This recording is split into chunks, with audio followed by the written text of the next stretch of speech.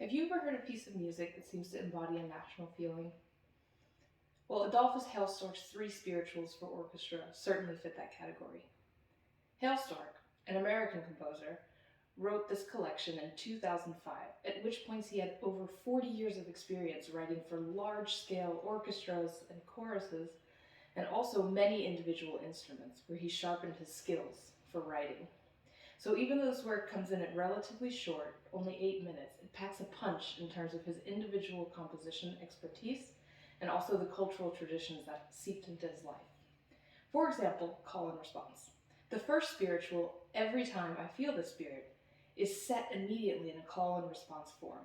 The very opening rhythm, every time, is tossed back and forth between the woodwinds and the strings in a way that not only exposes us to the material of the spiritual, but also the way that it might have been performed and continues to be performed.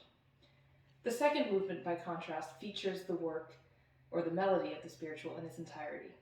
The title is Kumbaya, and it's arguably the most popular and the most researched and known in terms of its origins.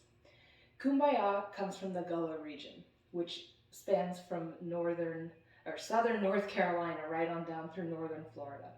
And Gullah is a term not only used to describe that region, but also the cultures and practices that West Africans brought with them to that region via the slave trade. The lyric of Kumbaya does not really have an association with campfires and peacemaking as it does in popular culture. Rather, the lyric literally means come by here, and it's an intimate prayer or ask for help. Hailstork honors this by setting it for two solo instruments, the English horn and the clarinet. They play the melody one after each other, and they also intertwine a little bit and inflect the melody in a way that makes us feel like we're being sung to.